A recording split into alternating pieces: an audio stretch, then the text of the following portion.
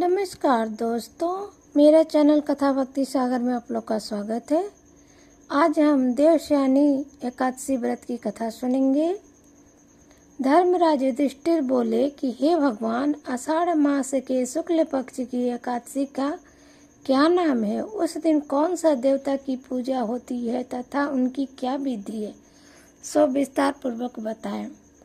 भगवान श्री कृष्ण बोले कि हे राजन, एक समय नारद जी ने ब्रह्मा जी से यही प्रश्न पूछा था। तब ब्रह्मा जी बोले थे कि हे नारद, तुमने कलयुग के जीवों के उद्धार के लिए सबसे प्रथम प्रश्न किया है, क्योंकि एकादशी का व्रत सब व्रतों में श्रेष्ठ है। इसके व्रत से समस्त पाप नष्ट हो जाते हैं। इस एकादशी का नाम पद्मा है। इसके व्रत करने से विष्णु भगवान प्रसन्न होते हैं। मैं एक पौराणिक कथा सुनाता हूँ, ध्यान पूर्वक सुनो। सूर्यवंशी मांधाता नाम के एक राजा था। वह सत्यवादी, महान प्रतापी और चक्रवर्ती था। वह अपनी प्रजा का पुत्र की तरह पालन करता था।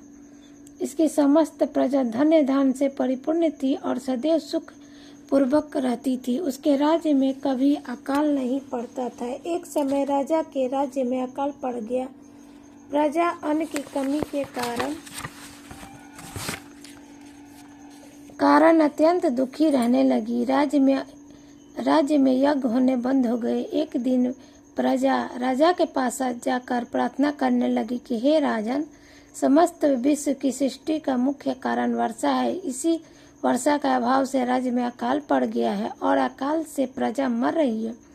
हे राजन, आप कोई ऐसा उपाय बताइए जिससे हम लोगों को दुख दूर हो।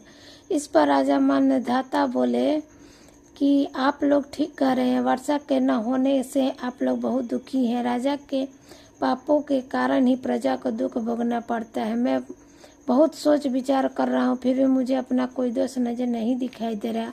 आप लोगों के दुख को दूर करने के लिए मैं बहुत यत्न कर रहा हूँ।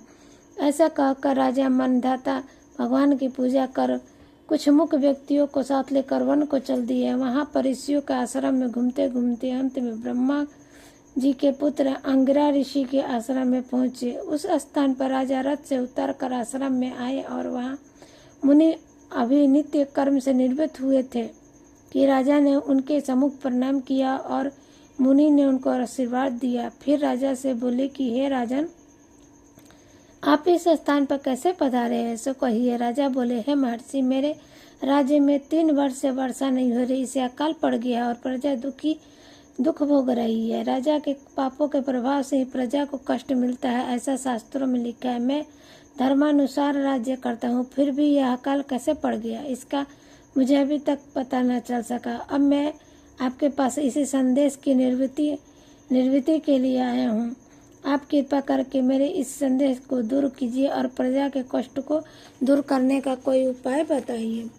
इस पर ऋषि बोले कि हे राजन, वह सतयुग सब युगों में श्रेष्ठ है। इसमें धर्म के चारों चरण सम्मिलित है। इस युग में केवल ब्राह्मणों को ही तपस्या करना तथा वेद पढ़ने का अधिकार है, परंतु आपके राज्य में एक शूद्र भी तपस्या कर रहा है। इसी दोष के कारण आपके राज्य में वर्षा नहीं हो रही है। यदि आप प्रजा का भला चाहते हैं तो उस शूद्र को मार दीजिए। इस पर राजा बोले कि हे मुनिवर, मैं उस निरपराध तपस्या करने वाले शूद्र को नहीं मार सकता।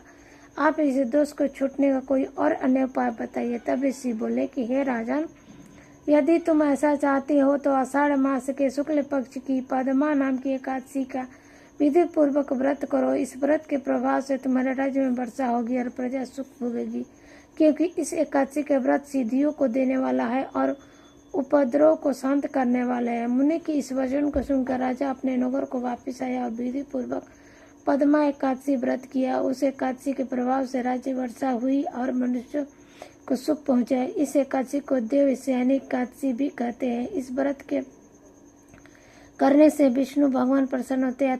अतः मोक्ष की प्राप्ति करने वाले मनुष्य को एकादशी का व्रत करना चाहिए।